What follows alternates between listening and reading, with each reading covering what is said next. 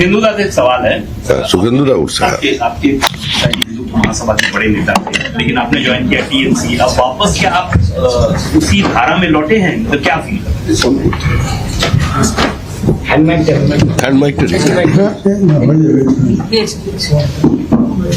आपने जो सवाल किया मुझसे, जिस समय का बात आप कर रहे हैं वो एक इत्तेफाक था। आज भी जो हो रहा है वो भी इत्तेफाक है। समझ गया क्या बोलना चाहता हूँ? उस समय का जो परिस्थिति था, उस समय राष्ट्रवादी जनता ने डॉक्टर श्यामा प्रसाद मुखर्जी के नेतृत्व में सारे बंगाल में जो कदम उठाए थे, जिसके वजह आज पश्चिम बंगाल बोल के एक भूखंड को हम पिछले 75 साल 80 साल से देख रहे हैं, जी रहे हैं, बस रहे हैं। ये नहीं होता। ये इतिहास में मैं नहीं जाना चाहता हूँ, सबको मालूम है।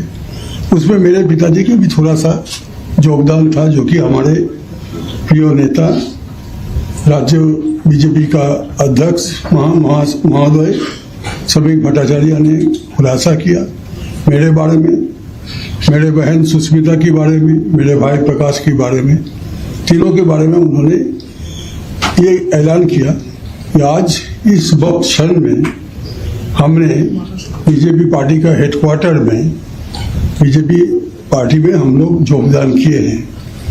मैं सबको बोल रहा हूँ, अगर आप बोलिए, आप ही बोलेंगे तो सवाल बहुत कुछ उठ सकता है मेरे मन में। इस वक्त क्षण में इस आनंद की एक जो घड़ी है, ये आनंद की घड़ी में मेरे दिल में ये गुनगुनाता है कि जो पिछले सरकारें थे, खास करके 34 साल की वाम मोर्चा और 15 साल की तृणमूल कांग्रेस का जो सरकार, कुल मिला के 49 साल जो बीत गए, इस 49 साल में बंगाल को रेगिस्तान बनाया गया, जहां एक के बाद एक कारखाना बंद हो चुका। जो बंगाल देश को नेतृत्व देता था इंडस्ट्री में, कल्चर में, एजुकेशन में, सब मेडिकल ट्रीटमेंट में, हर जगह घोटाला ही घोटाला, हर जगह नहीं चलेगी नहीं चलेगी, जला दो, मिटा दो। ये जो नाराबाजी हम बचपन से सुनते सुनते आज बुरा हो गए। इस रेगिस्तान में आज बंगाल की आम जनता ये निर्णय लिया है। हमने सब पार्टी को देखा, कांग्रेस को देखा, वाम मोर्चा को देखा, तृणमूल को देखा, लेकिन बीजेपी को कभी हमने मौका नहीं दिया। इस बार जनता खामोश थे। इसलिए आप लोगों का किसी भी चैनल में कोई वो जो समीक्षा निकालते थे, इस बार कोई समीक्षा नहीं निकला। क्यों नहीं निकला? किसी को पूछा गया तो उन्होंने बोला कैसे निकलेगा। हम आम जनता से पूछते हैं तो कोई जवाब नहीं देते, सब चुपचाप है, खामोश है। ये खामोशी का जो वातावरण पैदा हुआ था, उससे जो लोग हम जैसे 59 साल राजनीति में है, समीक जी भी बहुत दिनों से है, सुष्मिता भी है, तो ये जो खामोशी का भी एक आवाज होता है। ये खामोशी का आवाज जो लोग सुन पाए, जो लोग समझ पाए, वो समझ गए कि क्या होने वाला है। हिंदुस्तान में शायद ही किसी राज्य में 97-96% जो कि हमारे अध्यक्ष जी ने बोला कि पोलिंग हुआ है इस बार। जिस जनता ने 2025 की अप्रैल मई महीना में 42 लोकसभा सीट के अंदर 28 सीटों में तृणमूल को विजयी बनाया, 4 महीना बाद जब आरजी कर कांड घटा, सारा बंगाल की आम जनता सड़क पे आ गई। लाखों की संख्या में ये लोग राजनीति के साथ सब जुड़े हुए नहीं थे। सिर्फ बंगाल में नहीं, सारा हिंदुस्तान में, हिंदुस्तान के बाहर भी जो प्रवासी भारतीय लोग हैं, वो भी वीकेंड में अपना प्रदर्शन किया। That was the last warning of the people to the previous government and the chief executive who can not read the writing on the wall, she is finished, this party is over. तो बेकार चर्चा है अभी, वो सब चर्चा करने से कोई जरूरत नहीं। हम विश्वास रखते हैं, हम अपना एक्सपीरियंस है, हमारे मन में जो आज भावना उदय हुआ है कि बंगाल अपने जो कि सारा हिंदुस्तान को नेतृत्व देता था, रेनेसा यहाँ हुआ था, आज़ादी का बाद भी बंगाल सारा हिंदुस्तान को नेतृत्व देता था, वो अपने आप को खींचते खींचते पीछे लाया है ताकि ऐसे हर समय एक केंद्र विरोधी जिहाद सबके मन में आ गया, सबके मुंह में आ गया, यही राजनीति बन गया। बंगाल का राजनीति का मतलब केंद्र विरोधी, अरे वो केंद्रीय सरकार कोई भी हो, वो भी जनता की निर्णय से चुनाव में जीत के आए हैं, वो कोई कॉलोनियल गवर्नमेंट नहीं है। उसके खिलाफ हम हमेशा चिल्लाते रहे, केंद्र बंच, केंद्र हमको ये नहीं दे रहा है, वो नहीं दे रहा है, और करते करते एक जैसा कोई सेपरेटेड आइलैंड में हम आ गए, भारत की मैप से हम लोग थोड़ा बाहर आ गए, ऐसा महसूस होने लगा बहुत दिनों से। तो ये से सारे आम जनता का ये भावना उदय हुआ कि हम क्या भारत के बाहर है क्या। हमेशा हर दूसरे राज्यों में शासक और विरोधी दोनों एक साथ केंद्र सरकार के पास जाते हैं अपने राज्य की उन्नयन के लिए, प्रगति के लिए, कोई कर्म सूची के लिए रूपायित करना है, वास्तवायित करना है, इसके लिए। और हमारे यहाँ हम कितना ज्यादा केंद्र विरोधी है ये दिखाने के लिए कभी बंद, कभी हड़ताल, कभी जुलूस, कभी कुछ, ये हमारे बच्चे 3 जनरेशन बर्बाद हो गया बंगाल का, 3 जनरेशन बर्बाद हो गया। जिनके पास कुछ उनका अपॉर्चुनिटी था वो बंगाल से भाग के बाहर चले गए, ये वृद्धाश्रम बन गए हमारा सारे राज्य। अभी भी अब प्रधानमंत्री नरेंद्र मोदी जी जिन्होंने विकसित भारत का जो निर्देश दिग्दर्शन किया है, मार्गदर्शन दिया है, इसमें इस राह पे चलने के लिए जब हिंदुस्तान के अधिकांश राज्य सामने आए और नरेंद्र मोदी जी को इस विकसित भारत की कर्म सूची को अपनाया, उस समय भी हम चोरी में व्यस्त थे। लुटेरा लोगों को हम मदद दे रहे थे, रेपिस्ट लोगों को हम मदद दे रहे थे, तो ये सरकार तो जाने वाला ही है।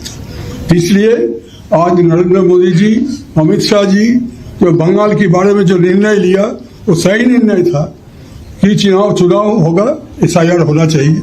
इसमें बहुत पानी है, इसमें वोटर लिस्ट में, ये पानी को निकाल के दूध का दूध, पानी का पानी हो जाना चाहिए। चुनाव आयोग ने किया और 2.5 लाख आधा सेना तैनात करके, जो हमारे अध्यक्ष जी ने भी बताया कि बंगाल की आम जनता को जो वोटाधिकार उसको वापस दिया है, नहीं तो 150-200 सीट में तो रिगिंग होता था हमेशा। तो वहां से ये बंगाल को मुक्त किया, भय मुक्त किया। और अभी जो सरकार शुभेंदु जी के नेतृत्व में आया है, जैसे कि श्रमिक जी और उनके जो साथी लोग हैं, पदाधिकारी है, शुभेंदु जी मुख्यमंत्री, उनका दूसरे मंत्री लोग हैं, मंत्रिमंडल में जो लोग हैं, संकल्प पत्र की जो है उसमें उसके हिसाब से वो लोग काम बहुत जल्दी से शुरू किया। रुकावट भी आ रहा है, ऐसा नहीं है कि बाधा डालने का आदमी सब मिट गया, वो लोग भी है और बाधा डालेगा, रुकावट डालेगा, लेकिन उसको फिक्र नहीं करना चाहिए किसी को, क्योंकि यहाँ जनता का राज कायम हुआ है। श्रमिक जी ने बताया, शुभेंदु जी ने भी बताया, ये आम जनता का सरकार है, किसी व्यक्ति का नहीं। और विकसित भारत बनेगा, बंगाल को फिर से अगर इस रेगिस्तान में कोई ओएसिस बनेगा, मरुद्यान अगर बनता है, तो मेरे विचार से वही सबसे बड़ा काम होगा इस वक्त बंगाल के लिए। सुखेंदु जी, चार भाई आरजेकर के समय आप वोकल हुए थे, आप विरोध प्रदर्शन किए थे, लेकिन तब आप रेजिग्नेशन नहीं दिए। आप उस समय रेजिग्नेशन दिए जब तृणमूल कांग्रेस सत्ता से चली गई। और आप क्या चाहते हैं, इतिहास आपको कैसे याद है? जो कुछ आपने देखा, बाहर से देखा कि मैंने क्या किया, क्यों किया, कब किया, कैसे किया। हिंदुस्तान में 800 सांसद है कुल मिला के, लोकसभा और राज्यसभा में। 800 सांसद में से मैं ही पब्लिकली डिमांड किया था कि जिस तरह आरजीकर कांड का प्रमाण सबूत इसको मिटाया जा रहा है, उसमें पुलिस कमिश्नर और प्रिंसिपल ऑफ द इंस्टीट्यूशन को कस्टोडियल इंटरोगेशन होना चाहिए। मतलब गिरफ्तार करके उसका पूछताछ किया जाएगा। दूसरे किसी का हिम्मत नहीं हुआ था उस समय ये बात बोलने का। उसके बाद मैं अस्वस्थ था, बहुत ही सीख था। एक दिन में 2 बार हमको बुलाया गया लाल बाजार में नोटिस देके।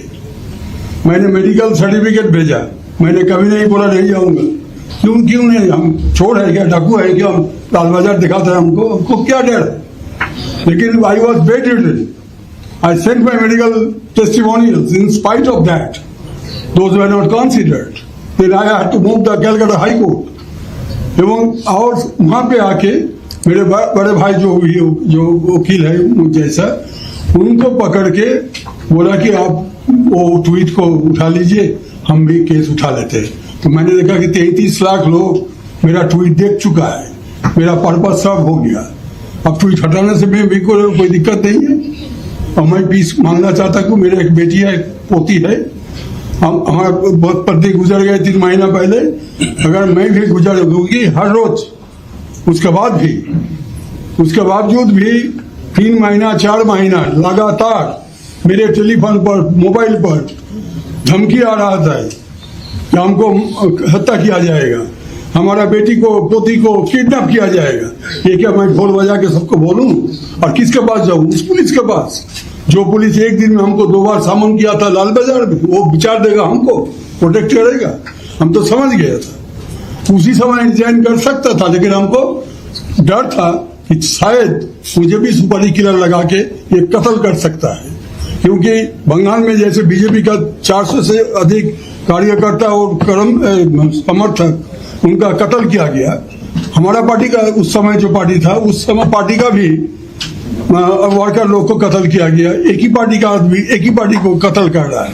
ये वातावरण था, एक भय और संतरास का वातावरण। तो हम अपने फैमिली को केयर करने का हमारा कोई जिम्मेवारी नहीं था क्या?